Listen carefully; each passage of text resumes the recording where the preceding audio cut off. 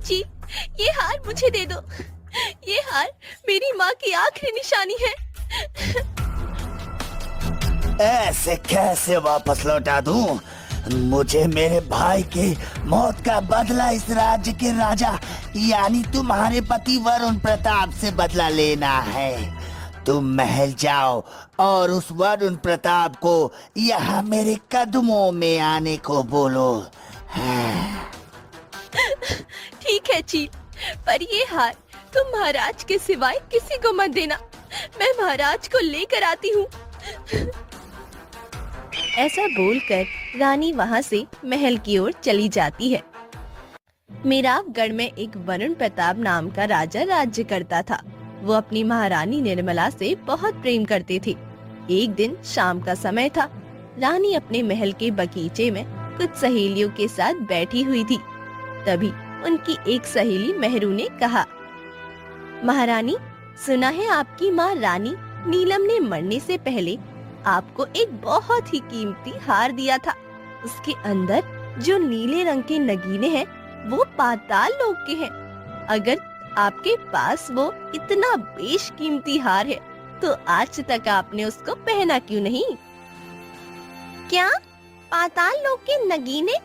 क्या मेहरू सच बोल रही है महारानी? हाँ, माँ ने मुझे वो हार दिया था, पर मुझे उसके कीमती नगीने से नहीं, उस हार से प्रेम है, क्योंकि वो मेरी माँ की आखिरी निशानी है और मैं उसको संभाल कर रखती हूँ। सोने से पहले और जागने के बाद मैं उसको जरूर देखती हूँ। मुझे उसको देखकर ऐसा लगता है कि जैसे कि मेरी माँ मेरे ही साथ है। वो माँ के लिए बहुत खास था और मेरे लिए मेरी माँ। आप उसको संभाल कर रखती है, ये तो आपका प्यार है महारानी, वरना जिसके पास ऐसा हार हो वो इस दुनिया का सबसे खुशकिस्मत इंसान है। कजरी, तुम ठीक कह रही हो महारानी, हम उस हार को एक बार देखना चाहते हैं। हाँ हाँ, जरूर। इतना बोलकर महारानी ने अपनी दासी को हुक्म दिया। कुछ ही समय बाद वो दासी एक सुंदर बक्से में वो हार लेकर वहाँ आ गई। महारानी ने जैसे ही उस हार को बक्से से बाहर निकाला, तभी वहाँ एक चील चींची करती हुई आ गई और महारानी के हाथ से वो हार अपनी चोंच में लेके आसमान में उड़ गई। ये कैसे हो सकता है? ये चील हमारा हार कैसे ले जा सकती है? वो हार हमारी माँ की आखिरी निशानी थी। महारानी भागते हुए राजा के पास आती है और उनको सारी बात बता देती है। ये आप क्या कह रही हैं महारानी? चील कैसे वो हार ले जा सकता है? यही सच है महाराज। आप फिक्र न कीजिए महारानी, हम अभी मंत्री जी से बोलकर हार को तलाश करवाते हैं। राजा ने मंत्री को बुलाया। मंत्री जी, महारानी का हार एक चील ले गया है, आप उसको जल्द से जल्द ढूंढे। महाराज, वो चील है, कोई इंसान तो नहीं जो उसको ढूंढ के हार वापस ला लिया जाए। वो पक्षी है महाराज, आज यहाँ कल वहाँ। वो बेशकीमती हार महारानी के लिए बहुत खास है। हम ऐसे हाथ पे हाथ रखकर तो नहीं बैठ सकते ना मंत्री जी। महाराज, गांव में कुछ पक्षी पकड़ने वाले लोग भी हैं, आप बोलो तो उनको महल बुलवा लेता हूँ। वो महारानी का हार ढूंढने में हमारी मदद कर सकते हैं। हाँ अच्छा ठीक है, तुम गांव में डुगडुगी पिटवा दो। जो कोई भी महारानी के उस हार को ढूंढ कर लाएगा, महाराज उसको उपहार में आधा राज्य देंगे और राजकुमारी का विवाह भी उसी आदमी से करा दिया जाएगा। महाराज, आपको जो फैसला लेना है वो सोच समझ कर लेना होगा। आधा राज्य और राजकुमारी का विवाह आप ऐसे किसी भी इंसान से कैसे कर सकते हैं? नहीं मंत्री जी, हम फैसला ले चुके हैं, बस तुम गांव में ये बात पहुंचा दो।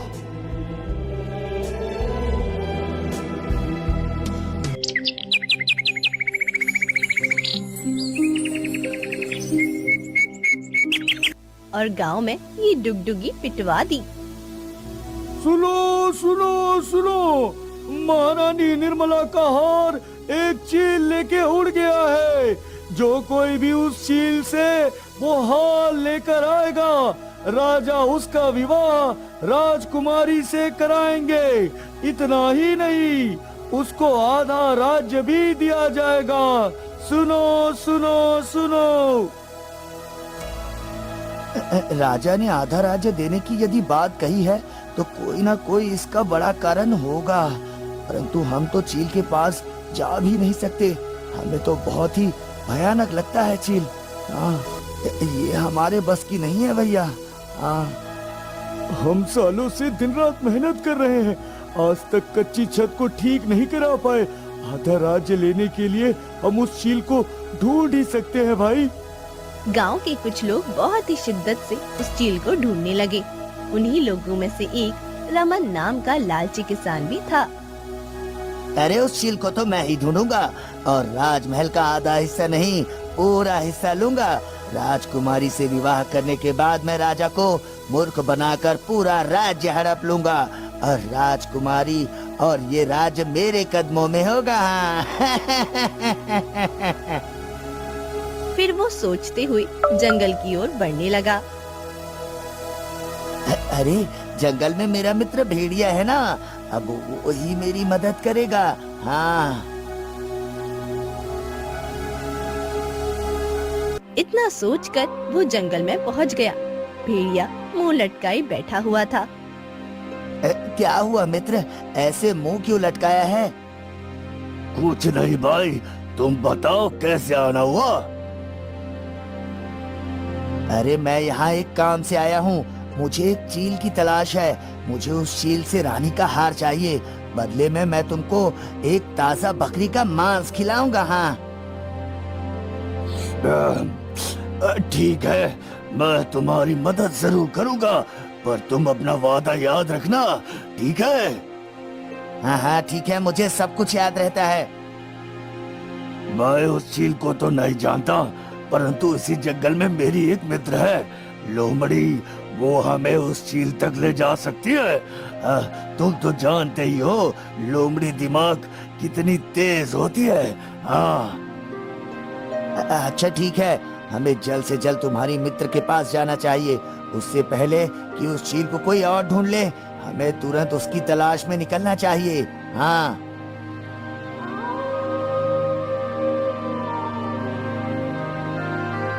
भेड़िया और रमन दोनों लोमड़ी के पास पहुंच जाते हैं।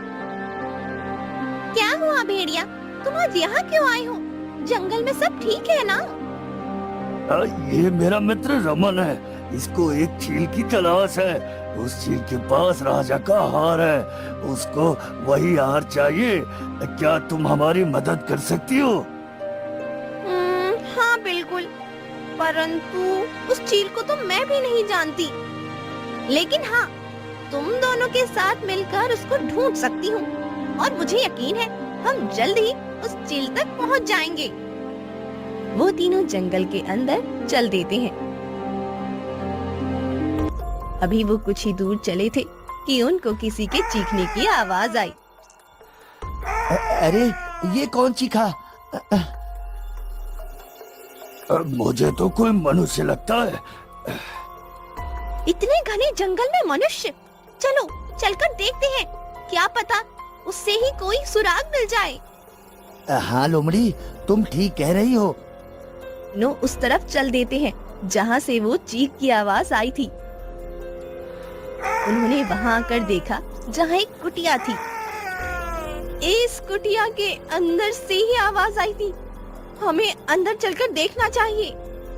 लोमड़ी, रमन और भेड़िया कुटिया के अंदर चले गए। अंदर आकर उन्होंने देखा एक साधु बाबा जमीन पर पड़े हुए थे। वो बुरी तरह तड़प रहे थे। बाबा, बाबा आपको क्या हुआ है? बेटा मैं तो अपनी साधना में लीन था, अचानक ही एक जहरीले सांप ने मुझे आकर काट लिया। उसका जहर मेरे पूरे शरीर में फैल रहा है, तुम मेरी मदद करो। क्या साधु बाबा, आपको जहरीले सांप ने काटा है? हम आपकी मदद कैसे कर सकते हैं? तुम मेरी मदद करो, बदले में मैं तुमको वो दे सकता हूँ जो तुम चाहते हो। साधु बाबा, हमें उस चील का पता चाहिए। जो महारानी का हार लेकर भाग गई है। क्या हमें उस चील के बारे में बता सकते हैं? वो कहाँ मिलेगी? हाँ हाँ बिल्कुल बता सकता हूँ, परंतु उससे पहले तुमको मेरे प्राण बचाने होंगे। हाँ। ठीक है, आप हमें उपाय बताइए।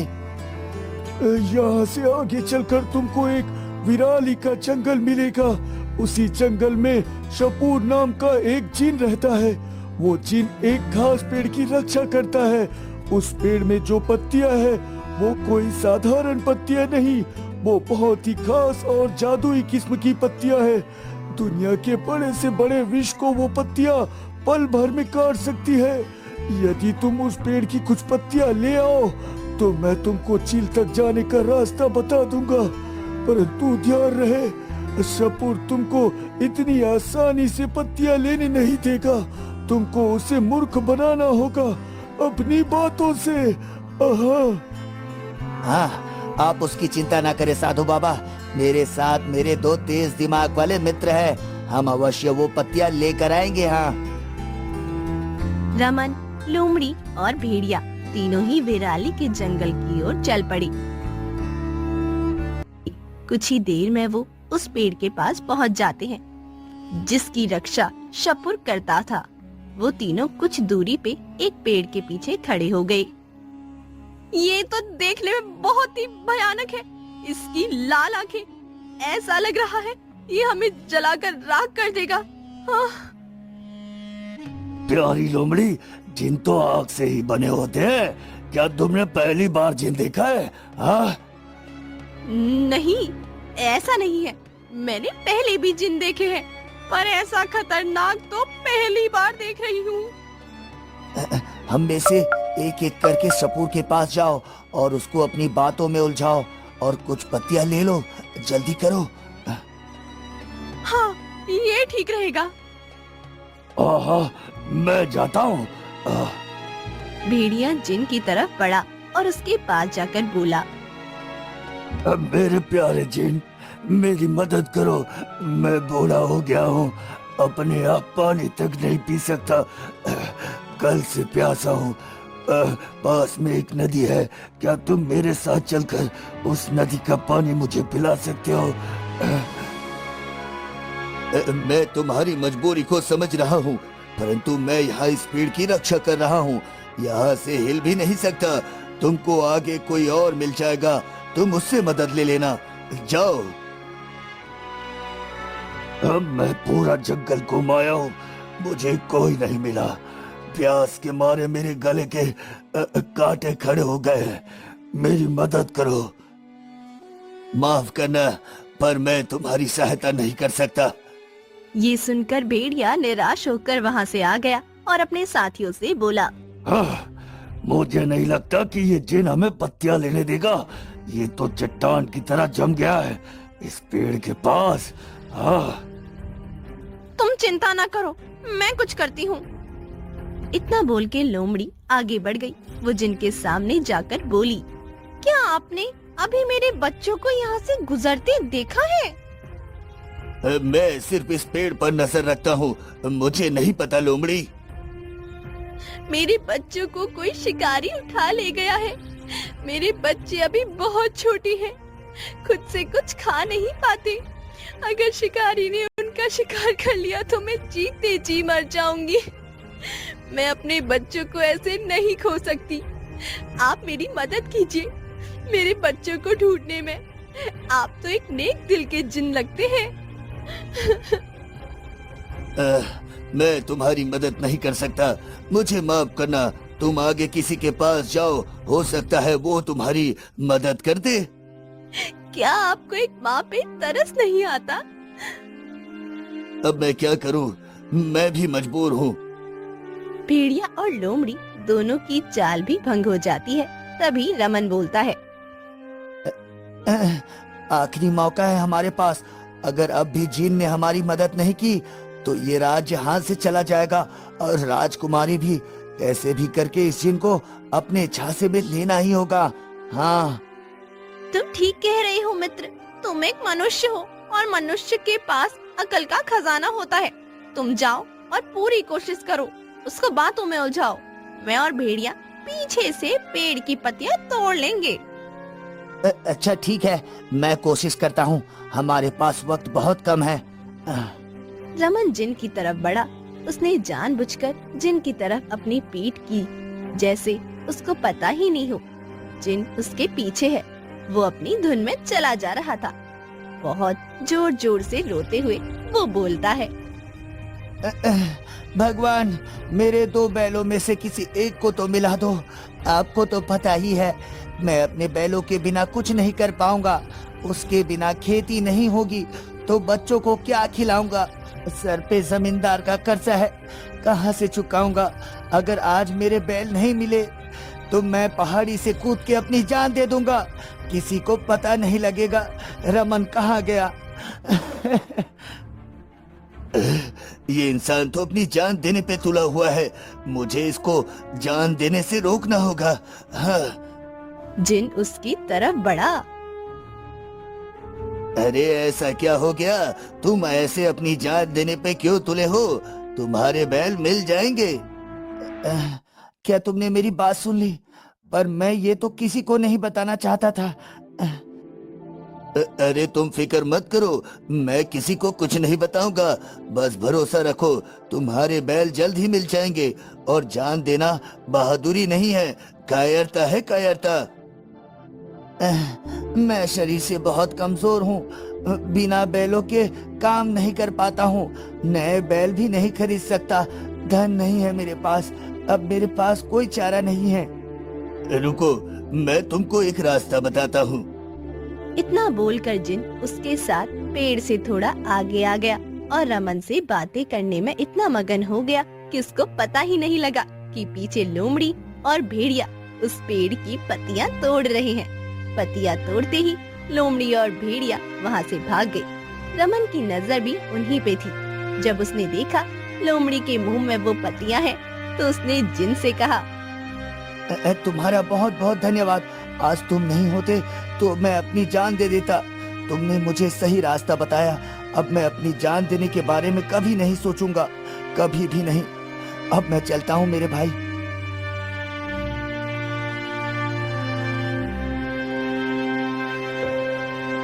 इतना बोलकर रमन भेड़िया और लोमड़ी के पास आ गया। वो पेड़ की पत्तियां लेके साधु बाबा की कुटिया में आए। रमन ने कुछ जल के साथ वो पत्तियां मिलाई और साधु बाबा को दे दी। साधु बाबा कुछ ही समय में बिल्कुल ठीक हो गए। तुमने मेरी जान बचाई है, अब मैं भी अपना वचन पूरा करूंगा। इस जंगल के पहाड़ में जो घोंसला है, वो चील उसी घोंसला में रहता है और वो हार अभी तक उसी चील के पास है। हाँ। ये सुनकर तीनों बहुत खुश हुए और पहाड़ी की ओर चल पड़े। पहाड़ी के ऊपर जाकर उनको वो घोंसला मिल गया जो साधु बाबा ने बताया था। उस घोंसले के अंदर वो चील उसी हार के साथ बैठा हुआ था जिसकी तलाश रमन को थी। अरे प्यारे चील, तुम हमें ये हार दे दो, बदले में जो आपको चाहिए हम आपको दे देंगे। हाँ, ये हार तो वैसे भी मेरे किसी काम का नहीं। अगर तुमको ये हार चाहिए तो तुमको मेरी 3 शर्त पूरी करनी होगी। हाँ। अच्छा अच्छा अच्छा, क्या शर्त है तुम्हारी, बताओ। मेरी पहली शर्त, राजा को मेरे सामने लाना होगा। दूसरी शर्त, राजा अकेला होना चाहिए, मंत्री या राजमहल का कोई भी आदमी उसके साथ नहीं होना चाहिए। और तीसरी शर्त, राजा को मुझसे माफी मांगनी होगी। हाँ। पर राजा ये तुम्हारी तीनों शर्तें पूरी क्यों करेंगे? हाँ, वो राजा है, कोई आम आदमी नहीं। तो ये हार भी कोई आम हार नहीं है। अगर राजा को ये हार चाहिए तो उसको मेरी तीनों शर्त को माननी होगी। अब तुम तीनों यहाँ से जाओ और राजा को मेरा पैगाम दो। इतना बोलकर चील वहाँ से वो हार अपनी चोंच में लेके उड़ गया। अब तो ये सब राजा को बताना ही होगा। हाँ हाँ, तुम ठीक कह रही हो। मैं महल जाता हूँ और राजा को लेके आता हूँ। राजा अवश्य मेरे साथ यहाँ आ जाएंगे। ये हार उनको हर कीमत पे चाहिए। हाँ।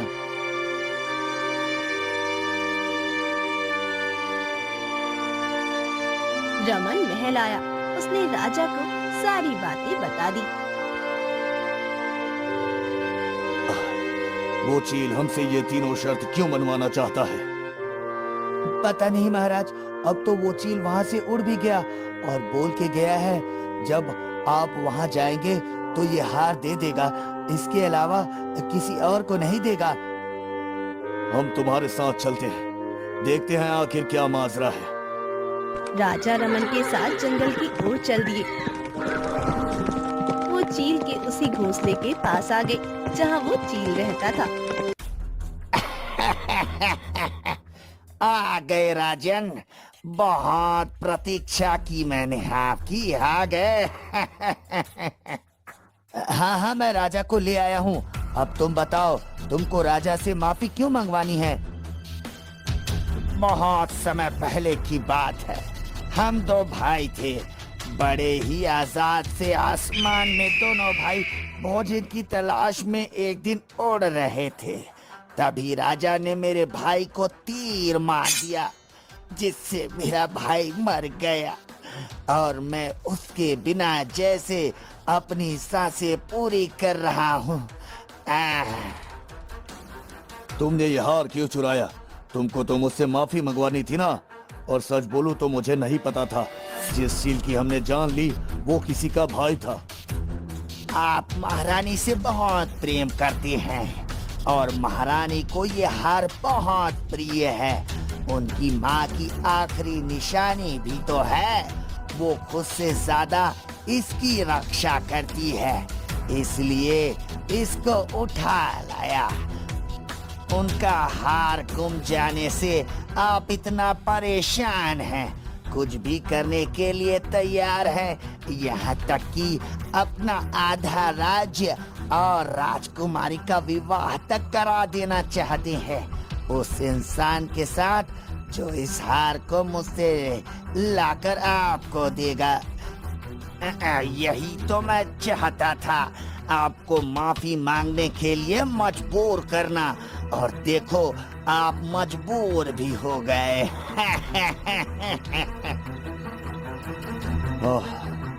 गलती तो मुझसे हुई है। हमने तुम्हारे भाई को मार डाला। अब समय रहते इस गलती को ना सुधार पाए तो हमसे बड़ा बदनसीब कोई नहीं होगा। फिर राजा ने चील से माफी मांगते हुए कहा, मुझे माफ कर दो, मैंने तुम्हारे भाई की जान ली। हमसे भूल हो गई, हमने तुम्हारे भाई को मार डाला। अब मैं सुकून से मर पाऊंगा।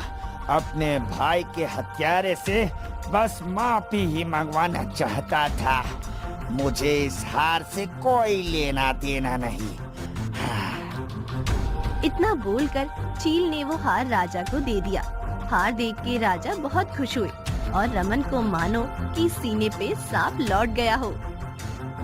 अरे, सारी मेहनत मैंने की, इस चील ने तो इस राजा को आसानी से माफ कर दिया और हार भी दे दिया। अब मैं क्या करूं? ये आप हमें दे दीजिए, हम महल जाकर आपको लौटा देंगे। आप तो राजा हो, ऐसे बोझ लेके चलने की आदत नहीं होगी ना आपको? हाँ? ये बोझ नहीं, हमारी जिम्मेदारी है। तुमने वाकई ही बहुत मेहनत की है इस हार को ढूंढने में। इसका इनाम हम तुमको जरूर देंगे।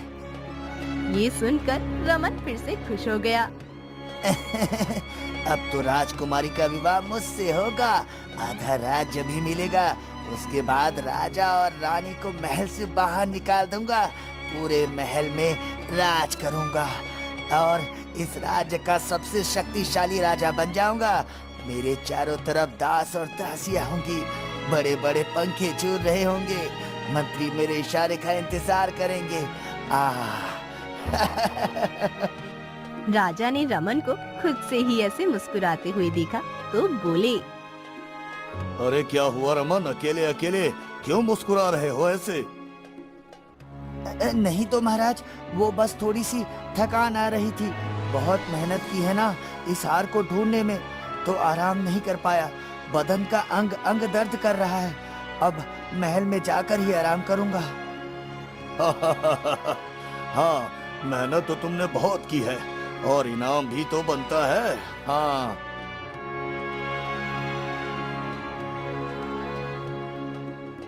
राजा ने महल आकर रमन को कुछ धन दिया और विदा कर दिया।